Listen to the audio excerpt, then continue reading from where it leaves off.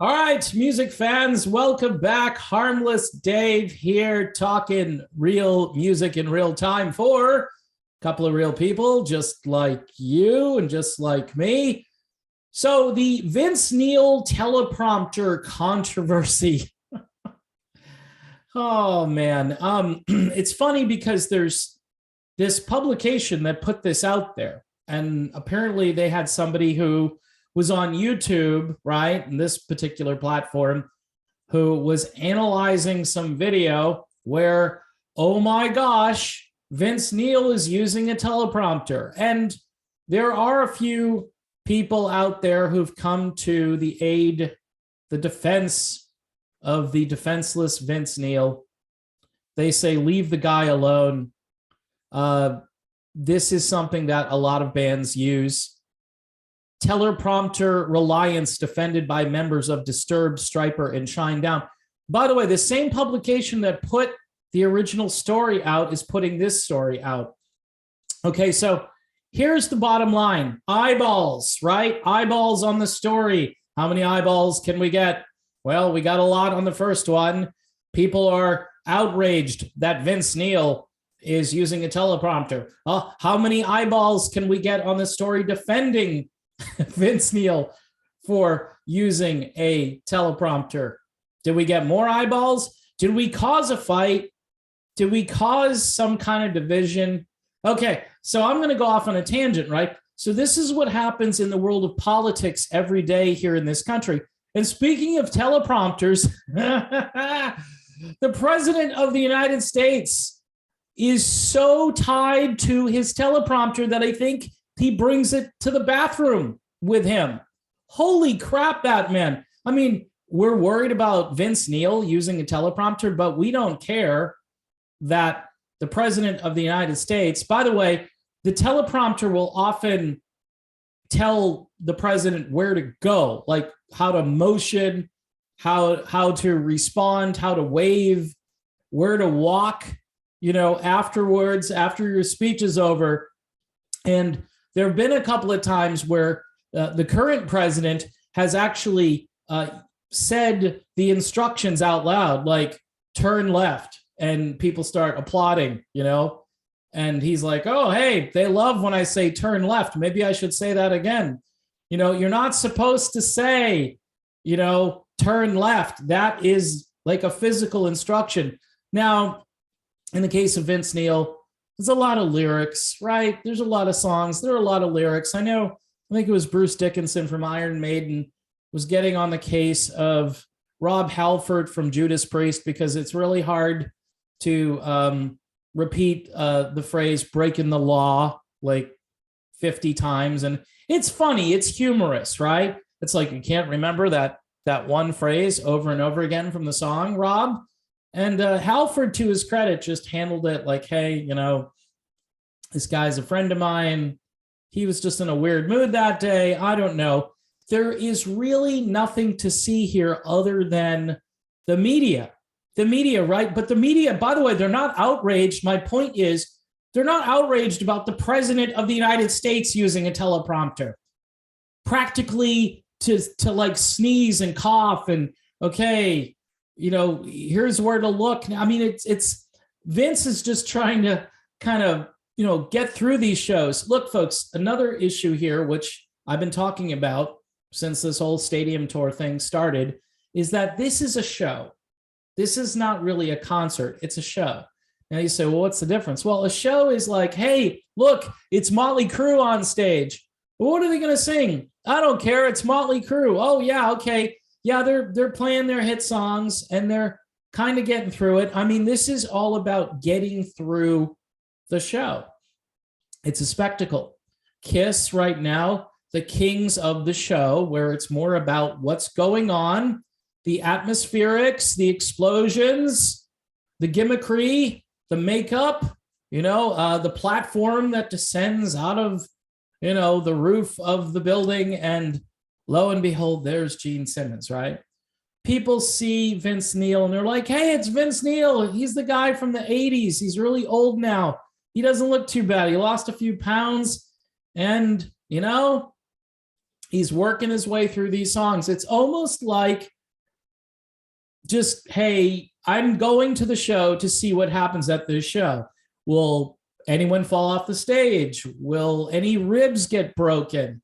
Will people have to not show up because, you know, of the thing and the protocols and the rules? And, you know, will they cancel? Will they bring someone else in? I mean, this is becoming ridiculous. This is why I say, you know what? I just want to go down the road, go to some dive bar somewhere. There'll be a band there that doesn't have to use a teleprompter. No offense to Vince Neil, because they'll know the words to the songs.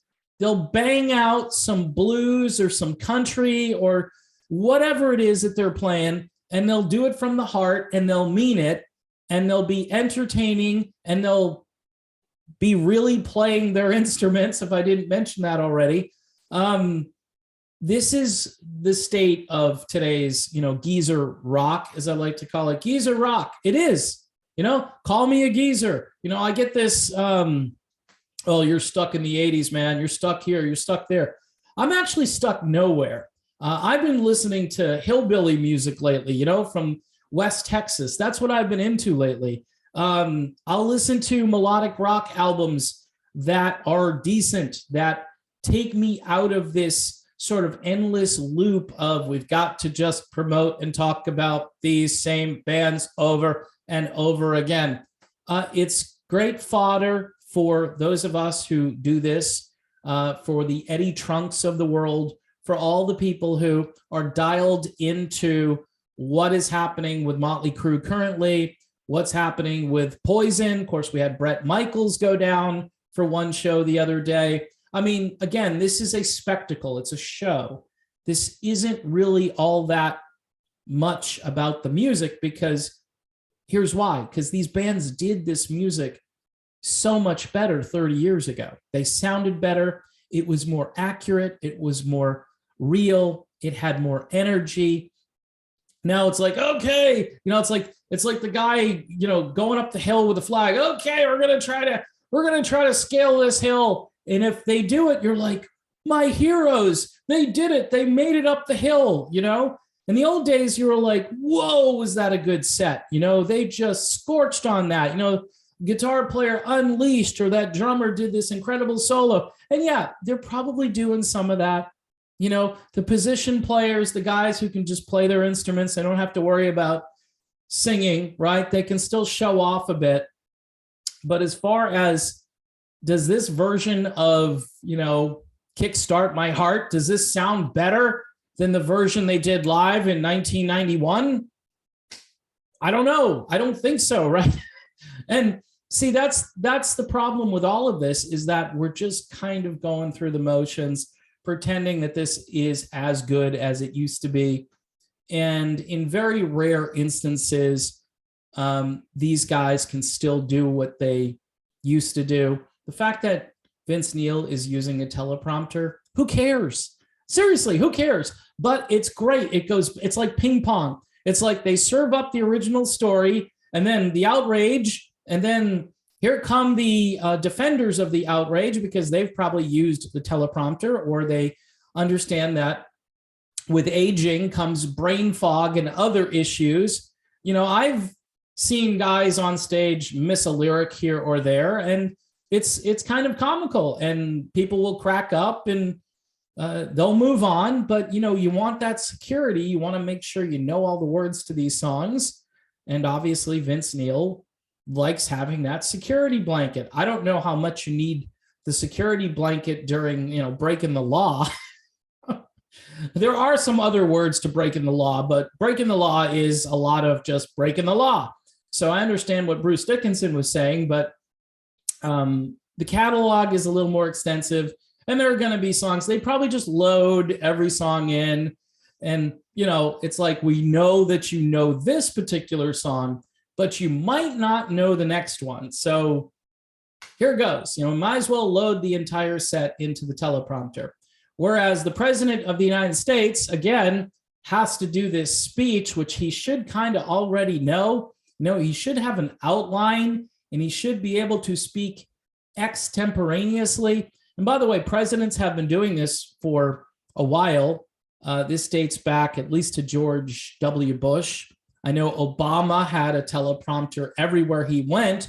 He would go to a backyard barbecue somewhere and there would be the teleprompter. It's crazy, but this is, I know there are preachers at churches now. Their whole entire sermons are on the teleprompter, and they think, that people don't notice that the screen behind is showing everything that they're saying as they say it. So I think there is a real lack of just memory in general, I guess, for people who are older and people who are not so old. But I think it's harder, and no offense, this is what I do on every video. I am just winging it. It's harder to wing it. And if you can kind of wing it, then, you can win. You can be somebody who's above the fray. And I'm not, by the way, I'm not patting myself on the back for winging a video. I'm just saying that it's much harder to kind of think and then say what you are thinking and then have it be coherent. That's why in some of my videos, I know there are times where I don't make sense. I'll go back and I'll watch it and I go, what was I thinking there? Or I'll complete a thought and then leave another thought halfway done. See, you don't want that happening during a concert. You don't want half the song to be sung and then the other half, well, I kind of forgot the lyrics. So, I just walked to the edge of the stage and let the guys jam out, which a lot of people, by the way, at these concerts might not even notice. Between the casual fans and the adult beverage consumption, I don't know if it would really be an issue for Motley Crue, Poison, Def Leppard, or Joan Jett, but apparently, for some folks, this is it's just good media. It's stuff to talk about, and with the geezers of rock, there really isn't all that much to talk about. There's very little new music, with apologies to Def Leppard and Journey, obviously, who've put out music. Journey about to, Def Leppard already did, and their album is terrific, and people should be talking about it. But instead, they're talking about the teleprompter controversy with Vince Neil. Will he get through this controversy? Will he come out, maybe do a statement, tell the world what he's thinking about the people who are accusing him of cheating? I probably would vote for the former than the latter. He probably won't say anything. And if he does, he's going to give everybody the middle finger and basically say, look, shut up. Just shut up. I'm trying to get through this tour. Leave me alone. I'm trying to do what they're paying me to do, and I'll do it using any means necessary to get through this. That's the bottom line. I mean, they're putting on a show, and people are buying tickets, and people want to hear these songs, with most of the lyrics intact. That's just, an obvious thing. So that's my extemporaneous video with no teleprompter. Sometimes it works. Sometimes I probably should have a teleprompter. So if you do videos and you've got all the words, you've written out a script for it, kudos to you, because that takes a lot of work. What I do, again, you never know. That's what's interesting about me. You never know what I'm going to say next, which at times for a lot of people is very irritating. So again, don't forget, the president of the United States uses a teleprompter, and I don't see any of these people getting on the corpse for reading, everything and basically telling him when to go to the bathroom. It's not an issue for him. And he's the leader of he's the so-called leader of the so-called free world, and no one gives him a hard time, but there are people out there giving Vince Neil a hard time. Okay, yeah, that makes sense. All right, I'm done. I've made my points. I will see you soon.